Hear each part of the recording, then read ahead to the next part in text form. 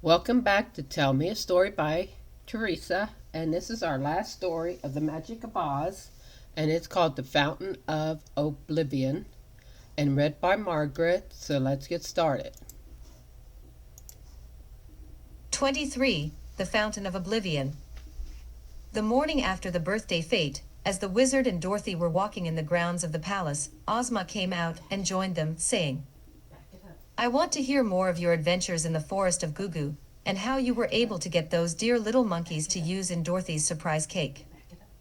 So they sat down on a marble bench near to the Fountain of the Water of Oblivion, and between them Dorothy and the wizard related their adventures.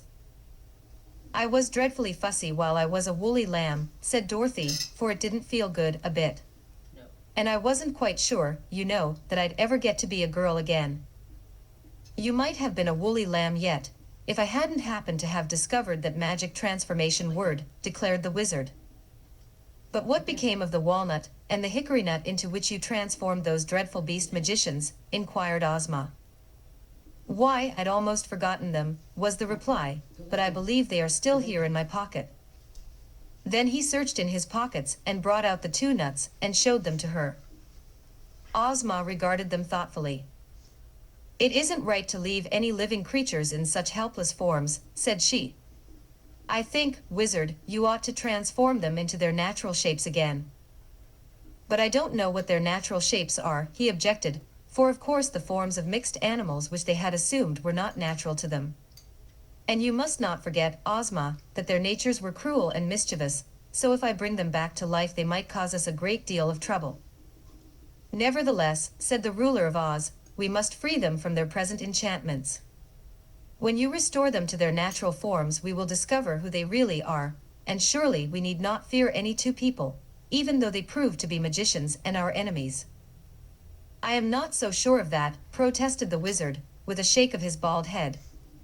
"The one bit of magic I robbed them of, which was the word of transformation, is so simple, yet so powerful, that neither Glinda nor I can equal it. It isn't all in the word, it's the way the word is pronounced. So if the two strange magicians have other magic of the same sort, they might prove very dangerous to us, if we liberated them." "I've an idea," exclaimed Dorothy. "I'm no wizard and no fairy, but if you do as I say, we needn't fear these people at all." "What is your thought, my dear?" asked Ozma. "Well," replied the girl, "here is this Fountain of the Water of Oblivion, and that's what put the notion into my head. When the wizard speaks that terribly word that will change em back to their real forms, he can make em dreadful thirsty, too, and we'll put a cup right here by the fountain, so it'll be handy. Then they'll drink the water and forget all the magic they ever knew, and everything else, too."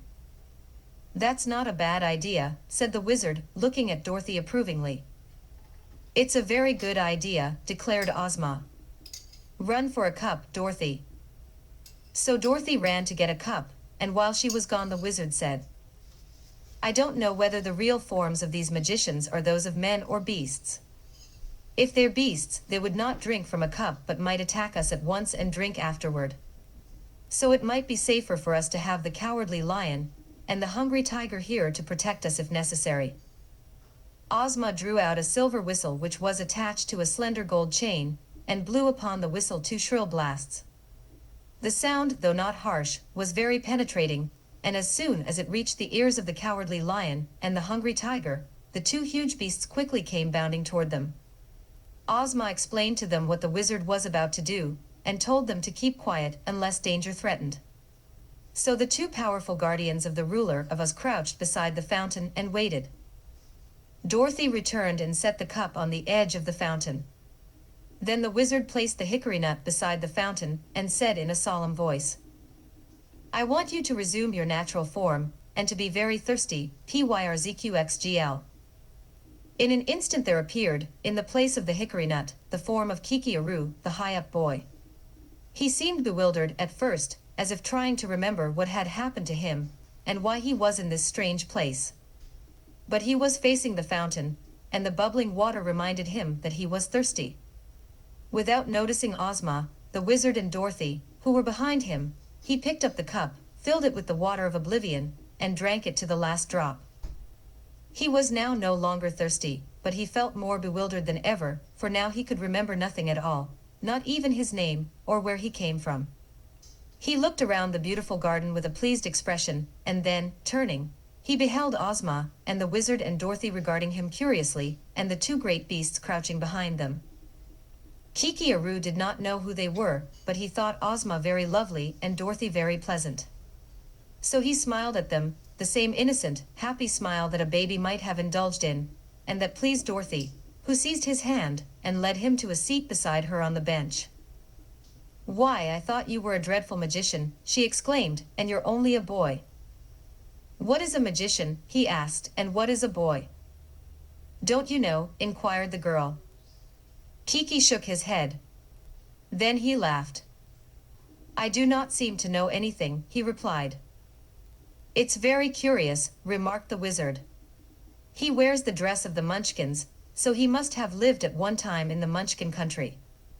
Of course the boy can tell us nothing of his history or his family, for he has forgotten all that he ever knew."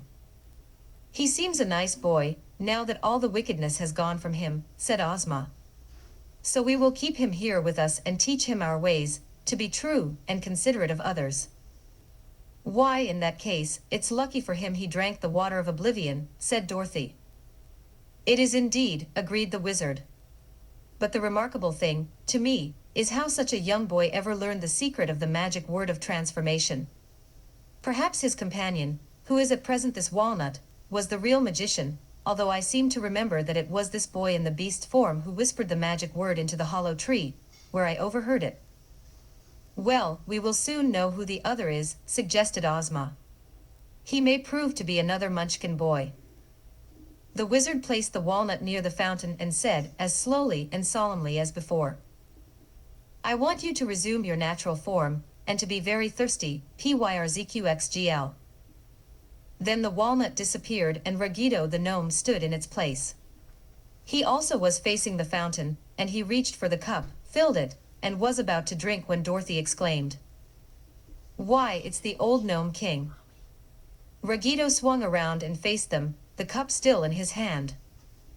"Yes," he said in an angry voice, "it's the old gnome king, and I'm going to conquer all Oz and be revenged on you for kicking me out of my throne." He looked around a moment, and then continued, "There isn't an egg in sight, and I'm stronger than all of you people put together. I don't know how I came here, but I'm going to fight the fight of my life, and I'll win." His long white hair and beard waved in the breeze, his eyes flashed hate and vengeance, and so astonished and shocked were they by the sudden appearance of this old enemy of the Oz people that they could only stare at him in silence and shrink away from his wild glare. Ragito laughed.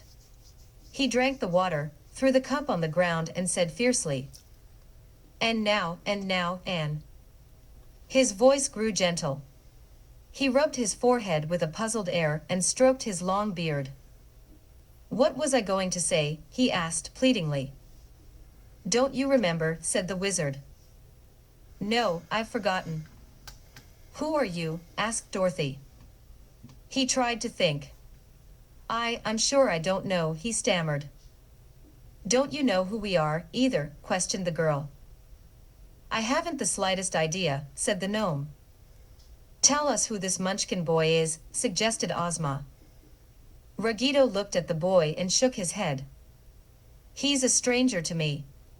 "You are all strangers." I'm a stranger to myself," he said.